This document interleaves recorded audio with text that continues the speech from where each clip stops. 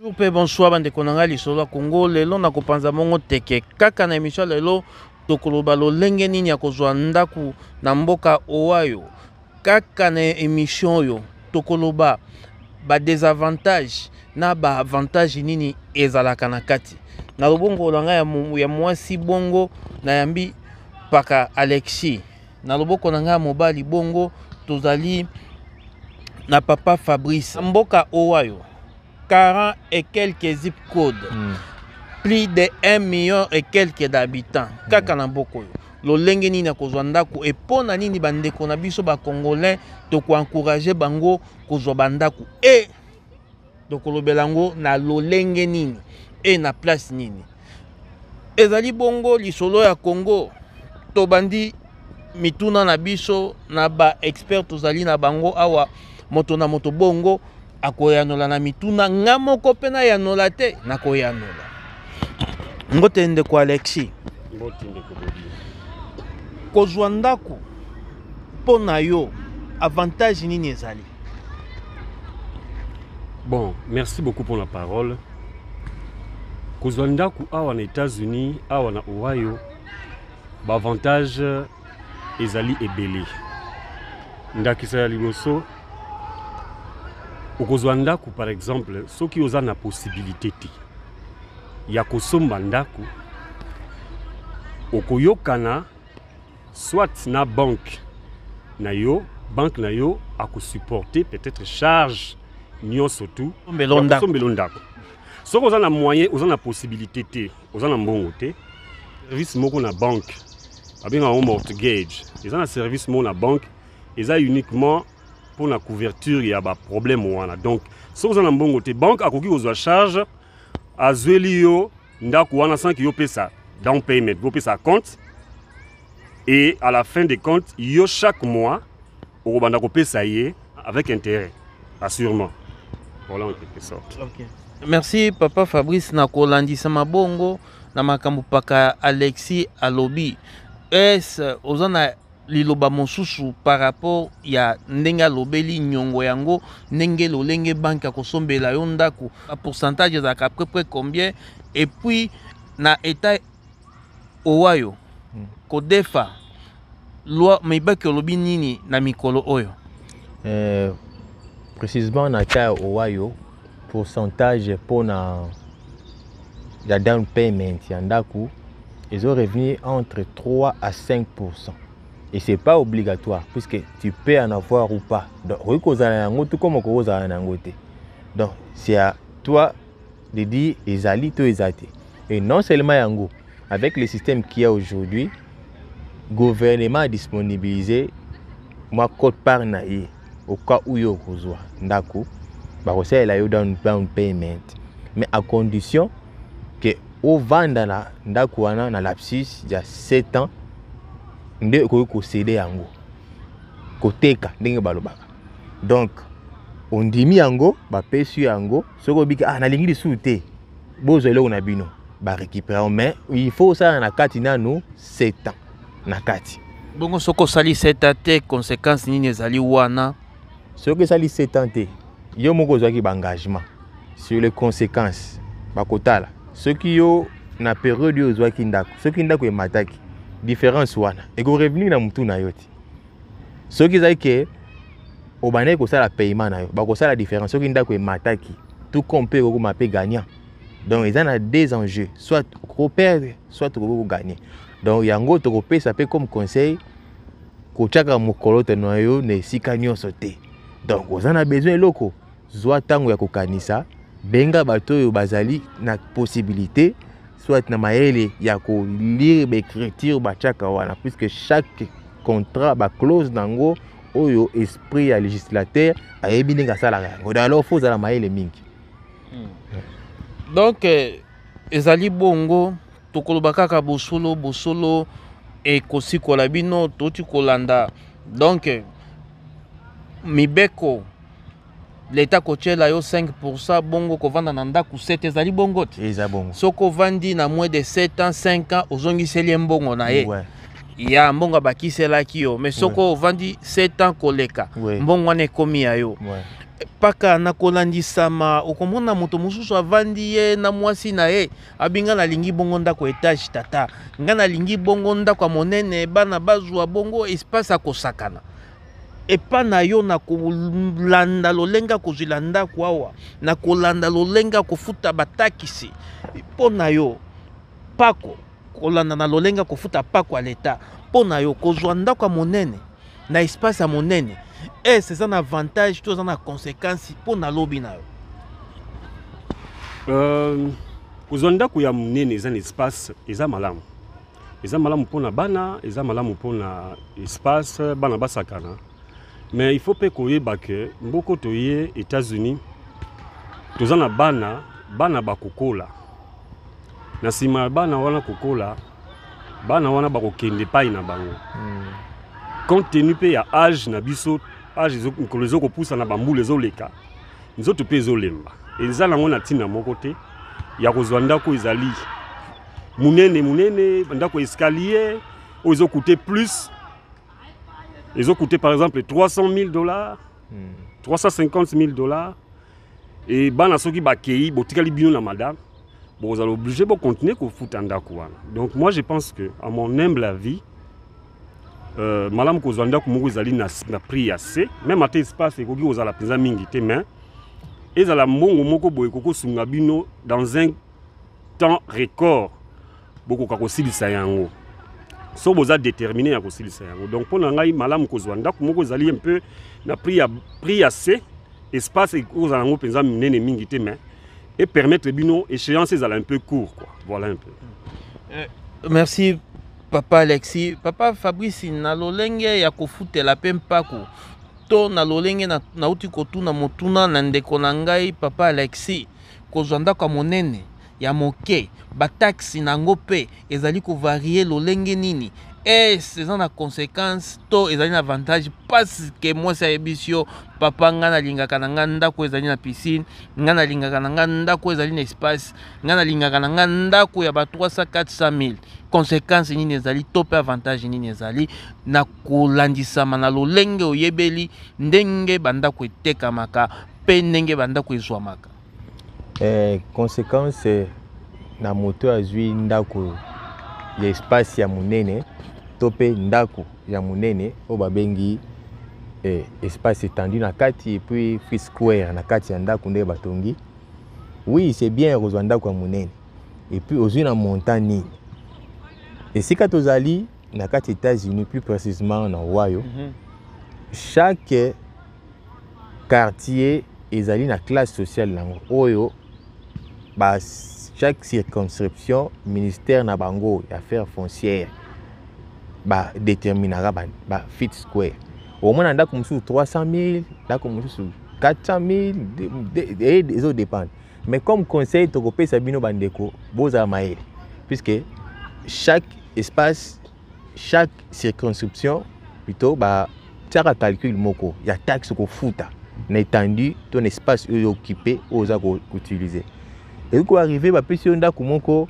ya 400,000 yo futaka 1,200 yo tala âge na yo tala bana na yo na yeko parachever papa na ngai ndenge alobaki awa papa Alexis totalement za na raison bana mingi États-Unis boko vana na ndako bako classe ko pusana mingi bavana na bandako ba parents na bango te bakenda ka ailleurs bakenda kotanga musika esika ya kinotanga esika misi ya ko préférer ou soit akokene pe ailleurs okozwa ndako munene ekomeli yo na suka ezangitina ekomi bacheo taxe moko ya impôt foncier ko futa admettons $1,000 ndaku babike na nyongo na biso remboursement nyongo ya ndaku si ndaku ene ko coûter 300,000 babike on opesa biso $500 obandi ko futa ofuti nyongo ya ndaku esili otike na $1,000 $1,000 otike na ngwana okofuta ngo durant toute ta vie puisque ça impôt foncier par rapport à circonscription tout compte ko matali susu eza ko dépendre ba loi ndenge ba votaka donc tant que ça eloko sala yango responsable ezate po kingandi ya salaki ngai pe na sala tala makoki na yo tala espace yo ko kozwa ekoki na makoki na so melelo ekoki na mongongo na ye oyo bateke pona eza koto yo quartier boye ngape na poni kuna ndako 400,000 300,000 270 000. Yo moko okolala pongi te. Okokoma kanda envers bandeko na yo. Okomi kanda. Okomi mutu moko instable. Osaki ba décision ya mabe. Alors à vos décisions, zwa temps yako ko analyser situation. Eza bien ko zwandako. Mais ekokomela lobi ngai. Soki mutuka azobama mutuka pona mbongo ebele. Boni ondako. Okozwa limite ochenda eziki, mais bakokanga yo. Intention ni nesele osala ligne wana. Donc aux États-Unis, tout ça ko sala cause contre personne. Zela sans likambo na tango na yango. Motuna mosusu ya bakisa papa. Na ina compléter kaka ndeko na ngai papa Fabrice na likambo alobi. Omoni biso toza aux États-Unis, toza la plupart d'entre nous toza ba mariés. Donc toza moi si mobali, moi si komona za na mutuka na ye azwaki pe loan mo quelque part. Ba pesi mutuka, mobali pe azana oya ye mutuka. Donc to futaka mongo mituka chaque mois. Alors et pas mosusu eza makambo ya ndako. En États-Unis, chaque mois, ceux qui ont ndako, ndako ya kosomba, ya kofutela te, mais ya kosomba. Ndako wana, obanda kofuta yango impôt foncier chaque mois. Eza na pourcentage na yango. Il faut tenir compte que il faut futa mbongo mutuka. Bozana mutuka mibale. Nyonso wana ezali charge. Au cas où, par exemple, bozana bana mike. Bana ba qualité bana bazo salate o ba oui peut-être ko épauler bino même support defaki bakiti o defaki peut-être bakiti pe donc ballon les a ebele ba genre ballon les a wana to profiter de connaître à Congo ceux qui ont associé biloko wana nyonso au mona que charge et comme charge familiale et comme excessif et ko permettre yote aux obligés ça la ba misala mi balé misatu moi si akabula ça la mi balé misatu mi balé mon balé misala mi balé Nanzo topé kolemba okokokate. Je pense bien que avant ya kozwa loan ya ndako, il faut bien réfléchir le rôle à papa Fabrice Alobi. Parce que il faut foutre impôt foncier, on fout en soza locataire, mais on fout en soza bail, aux alliés propriétaires. On fout d'abord droit à loyer, il y a loan. So par exemple, on fout à $1000 par mois. On fout à impôt foncier, on fout à loan, il y a voiture, les deux voitures, on fout à facture, on fout à donc il faut tenir compte de tout ça. Vraiment, un bon conseil pour moi, c'est mieux que Zanda qu'on a pris mon assez.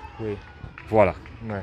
Parce que papa Fabrice na koloba okoki ko zwanda ku o ezali na prix assez. Mais okozo pe ndaku e arrivera pe mutazwi ndaku ya prix assez. Mais et taxe bongo mpako ya l'état ezali pe likolo et arrivaka. Oui, et arrivaka. Et si vous vous rappelez bien, tout à l'heure baké ba circonscription. Et ça ba quartier. Ba quartier VIP ezali. Yo soko ponaka ndaku na yo prix assez na quartier VIP. Taxe pe kuna ezali kolote. Suka yo mto omona pasi papa. Omona pasi. Omona taxe ku de leki nyongutu ya ndako zo kozongisa. Donc okosouffrir. Ndenge biso ba Congo ba na lingi na quartier wana na lingi côté boy na lingi boy okoko kende ko souffrir après na kolandisema bandeko surtout basi ba mama bobi bango balingaka posa mitema na bango kokisama soko kokisami te wana omemi ngambo poni na loba bosolo te na kobaka bosolo bongo ekosikola biso tolinini na kolandisama na lolenge omoni ba conséquences par rapport à ballon, par rapport à misala, na ko comparer mode de vie à awa. Okope sa mutu conseil à cause de combien par mois montate à kosomba. Ya parce que il y a toujours eu des rubriques. Oyo soko kutani bongo parce que bazwa kanda kute parce que yebi Jacques yeyot. Jacques sala kama kamanda kute. Ezali na batu oyo na mboka ya États-Unis bacha bango na kati ya système. Oko contacter bango bazaniti ba commissionnaire oko futa lo côté oko futa lo côté ya ko banda ko lukelo ndaku na lolenge yo lobeli na talu oyo lobeli batu wana nde batu bakolakisa yo lolenge ndaku okoki kozwa bongo na ba pourcentage. Papa Fabrice na kolandisa na ndenge omoneli mboka ya Amerika motuna nange ezali boye okopesa batu conseil na yebi conseil ezalaka nango obligatoire te to pe c'est pas une obligation oui. Okoki koyebisa batu bazwa bandaku ya ba combien et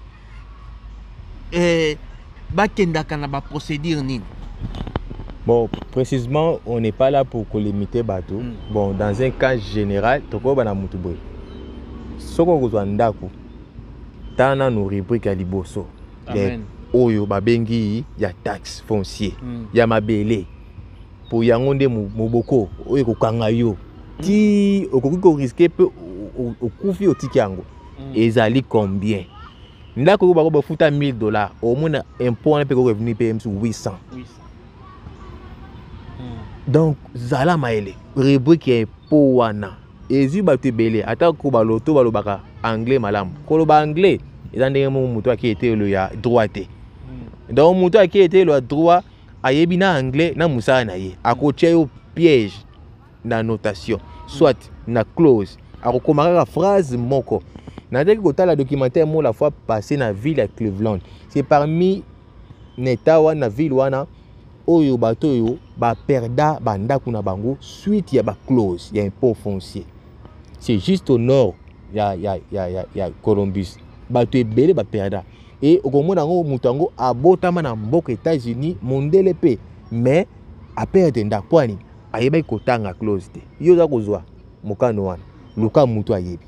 Tangelanga balobi nini puisque soko so tie mokolo tuna yo ekei yo na simoleli 7 ans oui okozela 7 ans c'était dans le lobby te 7 ans le lobby te en attendant za na kati wana ozo ko souffrir na kati eza pe kwa mutu kati na bambia ona nzete bazongi simbongo ezate que on futaka na ngai bien mais moi mo na futite non l'état américain aibi que aux redevable au fout à chaque mois. Sauf qu'on a défaut de paiement, on te fout à la porte. On te fout à la porte et on risque même de perdre crédibilité. Chikoyo, papa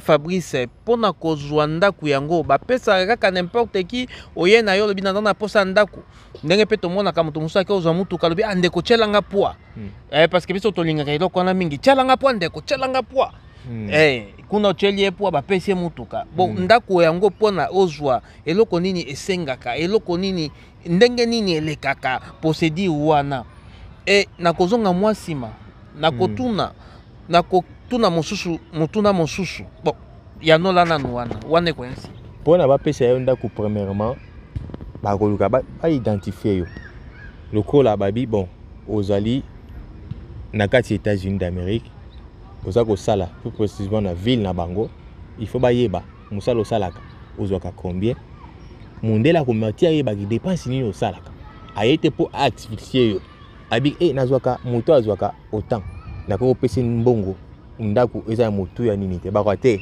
luka mutu so abakisama yango mingi to mona ka basi awa basala ka pona ba pesa coup de pouce bomeka kozwa azwa ndako.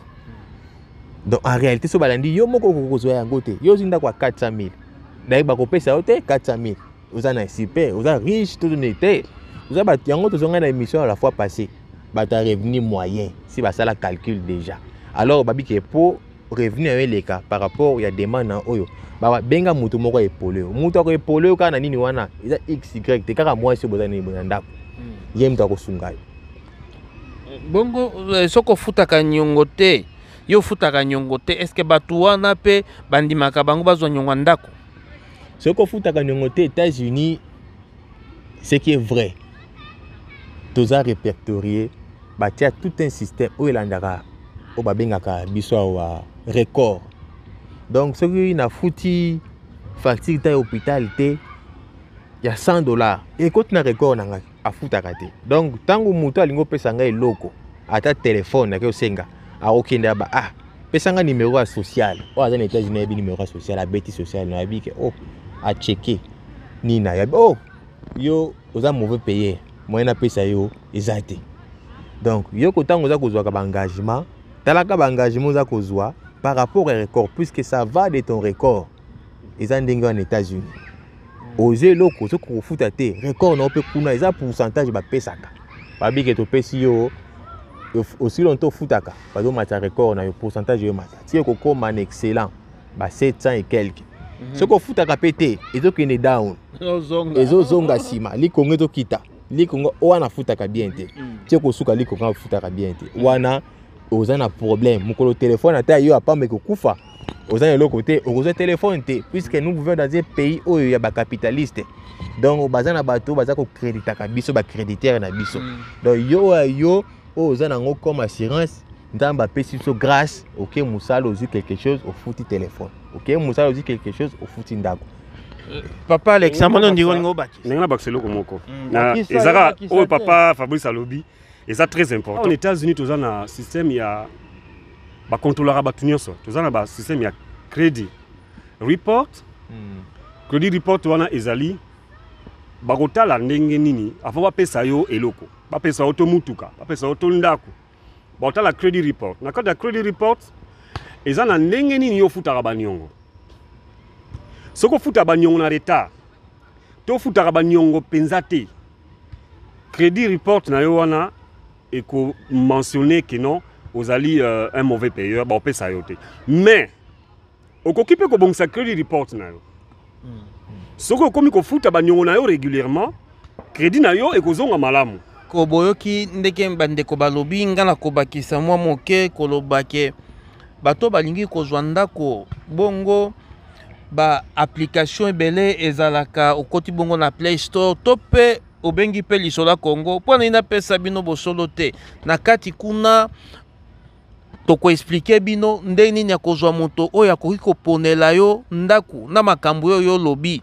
na lolenge pourcentage yango eza kolandisama lolenge nini okofuta ndaku nyongo yango lolenge nini okopesa pourcentage nyongo yango lolenge nini ekosilaka na kati kuna avokende ava ozwa décision bango bakomaka nyonso est-ce que bitelo place ezali ya malamu bango bakoloba est-ce que na mboka no ke babomaka batu pamba miyibi bazalaka kaka moto na wana akocha na kati ya système nyonso awe ezali bien organisé ndenge ezalaka bandeko mosusu tata Fabrice obi place baza kozwa ndako nga nazwaki ndako yo pe yake te lolenge wana ebomisi pe batu ebele poni toloba bosolo te bosolo esikola batu papa Fabrice motuna mosusu elinga bongo na mutu elongo na ndeko Alexis avantage nini ezali kozwa nyongo na banque na yo parce que eza département mobimba oyo babengaka defisa ezali bongo bango ba defisa kaka bandako batie département wana kaka pona kosombela batu ndako eza bongo te pa siko motunda na nge ezali boye na banque na moto oluki pembeni asombelo ndako o ndenge ezalaka oke na banque no bina na posa kozwa ndako ça va banque alobi te malamu na kolukela yo na oke pa mutu mususu lobi nga nazalaka na batu na nga to pe nazalaka na ba banque na nga basombelaka nga ndako po na yo oko préférer banque na yo to ko préférer batu wana bon toutefois o eza plus confiant à banque o salelaka ye le plus souvent banque ayebi na zongi na ndakisa oyo papa Alexandre baki credit report na yo donc ayebi yango abi mutu nanga oyo akozaka autant asalaka ba transaction na yo autant aza na possibilité donc rapport wana ya confiance comme entre bino mibale donc koza na banque na yo okoko yebisa banque na yo likambo lingi to oyo lingi te banque ya akoyeba ko calquer yango par rapport ya ndenge yo zaleli et puis bayebi soko moto pe azangi kofuta mwa wana bako kofutela yo na suka kaka ndenge ezalaka mwa 25 bakiselanga mwa 25 na yo kaka ndenge ezala ba charge yo par contre banque yo ta musika ba intérêt zaka exorbitant ba dépasser ba intérêt bakoya ko tsheo ba paiement msuza eko coincer yo ba paiement moko eko asphyxier yo donc futi bongo ba charger pe likolo ba charger sur likolo mieux vaut traiter na banque oyo bobanda na ye ezalaka ndenge wana eza ndenge wana papa Alexandre ko bakisa nini par rapport à banque na yo eza avantage eza makasi parce que neti ngai par exemple nasali 5 ans na changer banque ti nazaka na banque na ngai moko X banque moko X na otanga kombo te nasali 5 ans. Na 5 ans wana naza déjà la banque a déjà la confiance dans du fait que nazara déjà na crédit moko kuna. Naza la carte à crédit oyo ye apesa ngai mbongo. Na senga ete ye moko alobi ka Alexis na ina déficit yo temps. Naza d'accord. Na zwa mbongo wana. Bon, banque paie azana une certaine confiance et pas nana parce que nazala na retard na défaut de paiement. Ce qui n'a dépensé mbongo ya pesingai nazana échéance moko boye oyo na rataka yango. Donc chaque le 28 na futaka mbongo ka on a dépensé mbongo wana. Mais c'est comme tout na ngai ezali moto alingo ko jwa loan akende na banque to a contacter na ba banque commission. Conseil ngana on peut ça. C'est mieux que na banque oyayo, c'est plus fiable et puis intérêt eza mingité. Donc eza plus fiable parce que banque na yo bomesani, banque na yo adif sakayo mbongo, banque na yo a dit que ça li crédible, si tu es le qu'on a crédibilité. Ndi yango ko sala que bo évoluer, même à toi on a problème plus tard à défaut de paiement, banque na yo a recouvrir yango toujours. Okay. Papa Fabrice bongo toza ko kende bongo na suka na conclure après bongo to boka mabanga te biso nde bakoba na conclure boyoki na kolandisa malolenge to ko partager lolenge nini ya ko défendre kuna mboka États-Unis ezali kotala pe moyen kotala pe pema ya mosala na yo bongo ngai na lobaka bosolo okozwa ndaku na ebite soko sala ka faire mosusu mais soko kaka ndeko nanga lobaka mbongo ya suka na yo ezali après parce que bato mosusu baboyi to tanga.